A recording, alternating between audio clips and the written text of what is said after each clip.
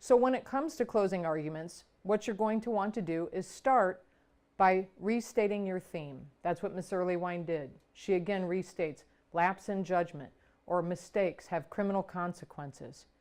You're going to want to go over the elements of your offense so the jury is very clear on what it is that they have to decide with regard to finding the defendant guilty beyond a reasonable doubt.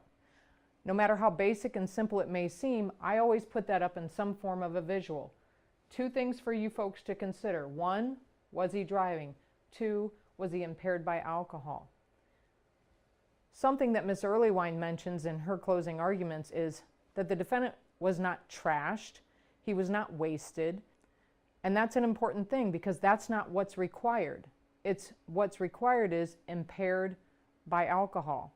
And she goes over the jury instruction that they will receive, and that's a very good thing for her to do because it makes it much more basic for them. One of the things that you're going to want to do is use visuals. Ms. Earlywine used a great visual in her closing argument that again demonstrated all of the different clues and indicators of impairment that were obvious during the course of the DUI stop. One of the things that I've done in the past that seems to be very effective is I've actually numbered these clues or indicators of impairment and added them up for the jury. Now, a lot of times I'll do that ahead of time just so I remember about how many I have. And I do it sometimes even throughout the course of the trial. I'll have a big easel or chalkboard or whiteboard or something behind me or a PowerPoint. And every time one comes up, it goes up on the board. And you number it. 1, made a wide turn. 2, went over the center line. 3, slurred speech. And you keep going and adding these up and adding these up. And a lot of times, by the time you get to the bottom, you'll be at like 30 or 35 different clues of impairment. The defense then struggles to come up there and explain away every single one of those. Again, going to that whole point that you want to argue to the jury that this case is a totality of the circumstances. You remind the jury that the officer looks at everything, not just the results of one test. That's why it's much more fair when they take everything into consideration. As a prosecutor, you will get to have the final word with the jury. That's your rebuttal closing. Because of that, it's always nice to try and save some golden nugget for last, as opposed to putting it all out in your first closing argument.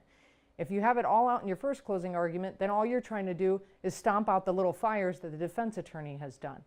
And it's important that you do that, but it's also great to throw something else out there that they hadn't heard you say yet. You're going to want to confront the issues that the defense brought up. You're going to tell the jury that they are not to consider what could have been, but what was presented. Because the defense is very good a lot of times at saying, well, the odor of an alcoholic beverage could have been because the defendant spilled beer on himself at the bar. But if there was no evidence of that at trial, then it's important as a prosecutor to say, folks, there was no evidence about that. Now you have to be careful because the burden is always on the prosecutor to prove the case beyond a reasonable doubt. The defense does not have to prove anything. So you want to choose your language carefully. You don't want to say something like, the defense didn't prove that. You'll get an objection and possibly a mistrial. So you'll want to say something like, the evidence is not in dispute. It's unrefuted. It's not been challenged. And tell the jury they are not to consider what could have been, but only what is and what came from the witness stand. Finally, if the defense argues that the arrest was based on the subjective decision of the officer, then you can remind them that there is no one better to make that subjective decision than your trained and experienced officer. This is a very common thing that defendants or their attorneys argue in front of juries on DUI trials because they don't really have anything else to point out. So it makes it sound like that officer is picking on the defendant. But when you again have used your time during direct examination to establish the credibility and training of your officer, then why wouldn't they believe your officer?